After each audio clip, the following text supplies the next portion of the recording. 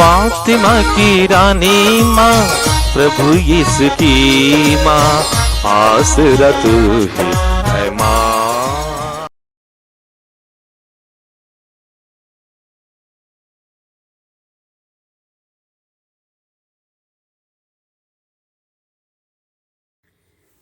पहला पाठ राजाओं का पहला ग्रंथ, अध्याय 2, पद संख्याएं 1 से 4, 10 से 12 तक।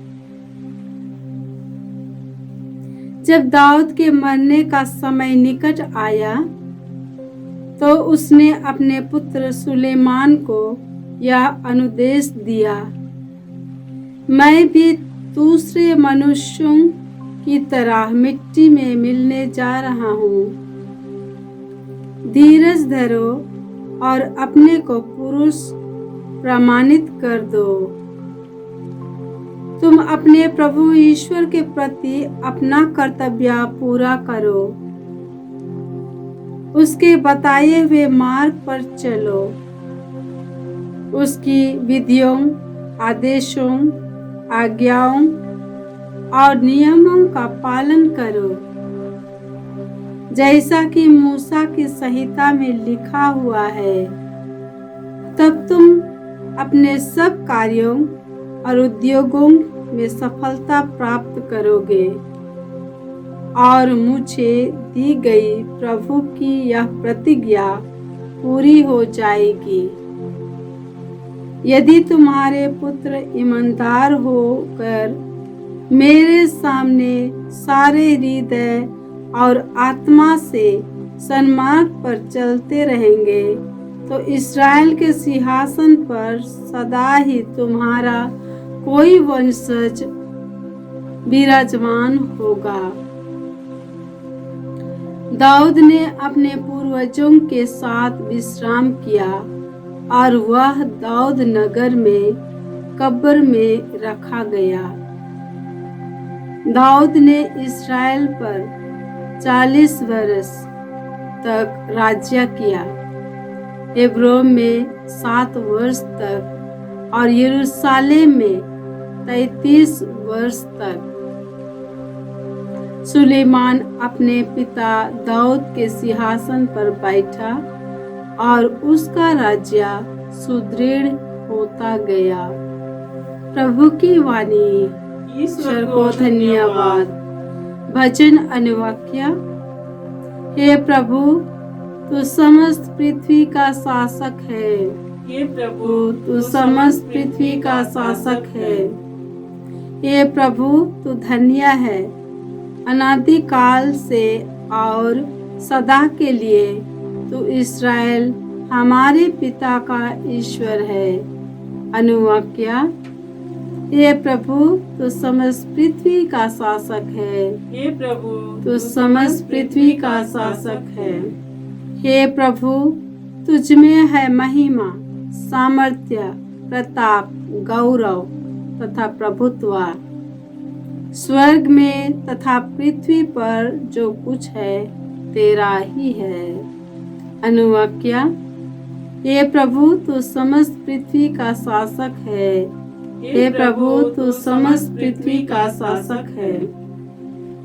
हे प्रभु, सर्वत्र तेरा ही साम्राज्य है।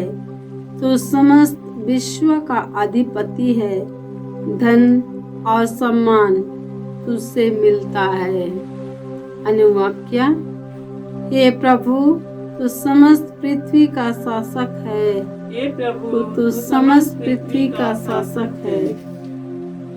तू समस्त पृथ्वी का शासक है। तेरे हाथ में शक्ति है और सामर्थ्य, तेरे हाथ में महिमा है और प्रताप। अनुवाक्य।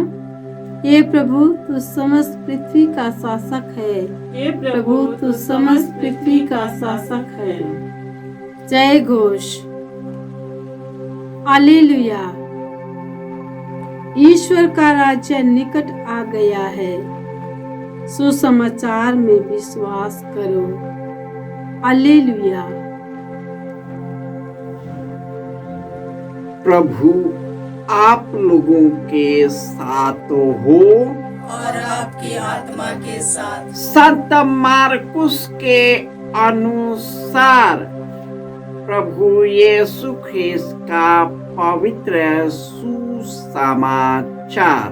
हे प्रभु तेरी महिमा हो।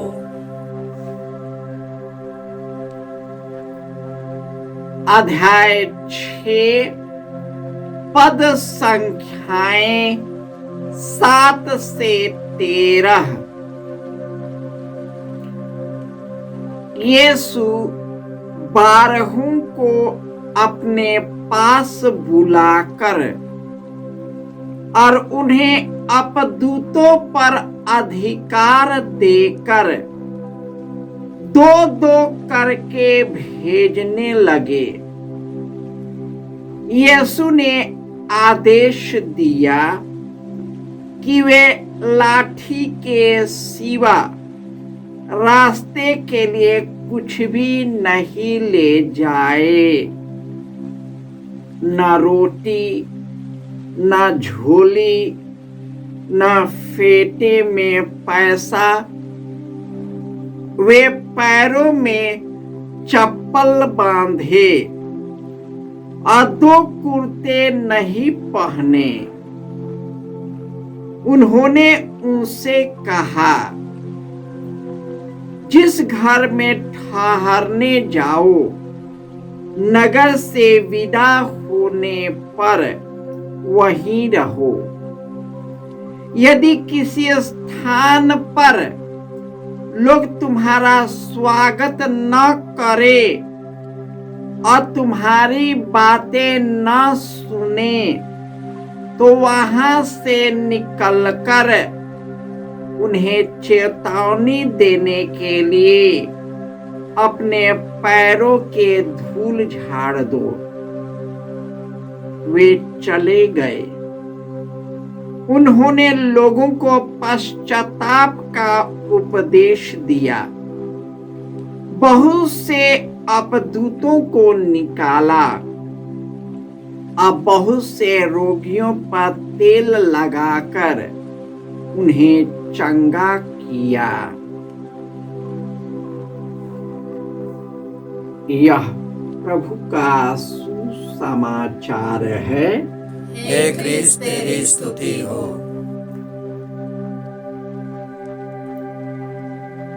ख्रिस्त में प्यारे भाइयों और बहनों, हमारा ईश्वर महान और अति प्रशंसनीय है। वह हमारे पवित्र पर्वत से ऊंचा और मनोरम है।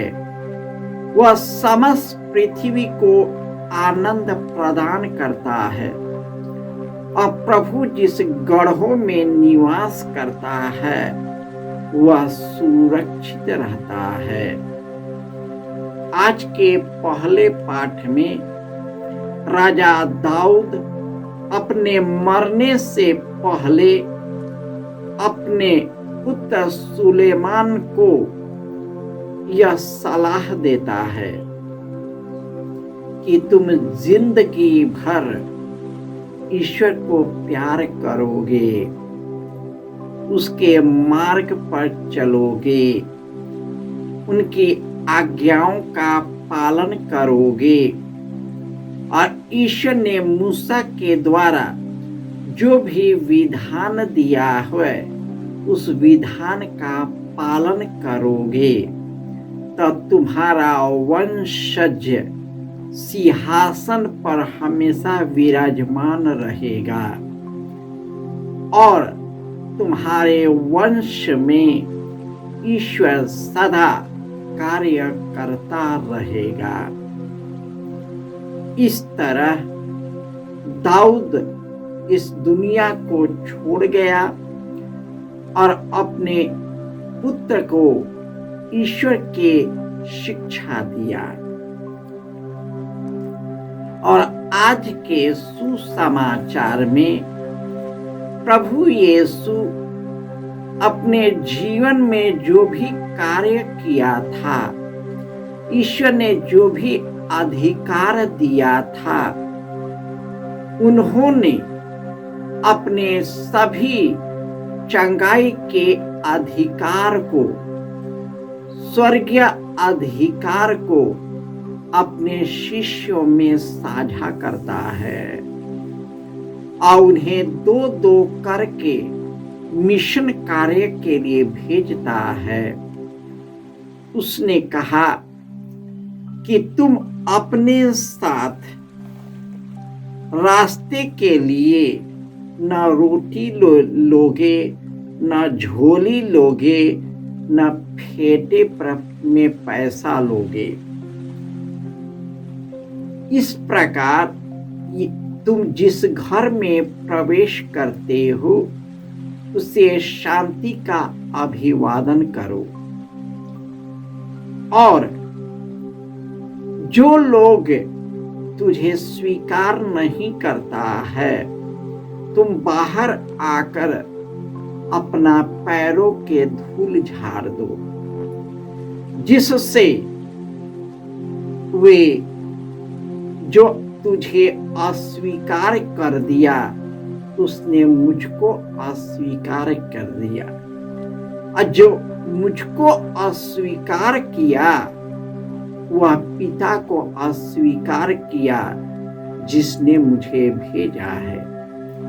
ईश्वर ने हम लोगों को पवित्र आत्मा के दानों और वरदानों से भर दिया ताकि हम उन्हीं प्रेरितों के जैसे जो मिशन कार्य यीशु ने उन्हें सौंपा था हम लोग उसे जारी रखें। यह तभी संभव है जब हम यीशु में अपने को पवित्र बनाते, निष्कलंक बनाते, पवित्र जीवन जीते, श्रद्धा से ईश्वर की वाणी को सुनते, उस पर चलते और उसमें सदा एक रहते हैं। ईश्वर हमारे और आपके जीवन में अद्भुत कार्य करने लगता है। जिस प्रकार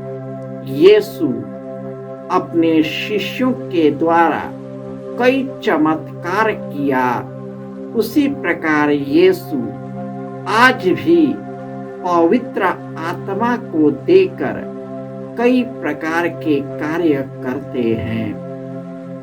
इसके लिए हमें यीशु में समर्पित होकर पवित्र निष्कलंक जीवन जीना है और अपने आप से ऊपर उठकर एक दूसरे के लिए जीना है।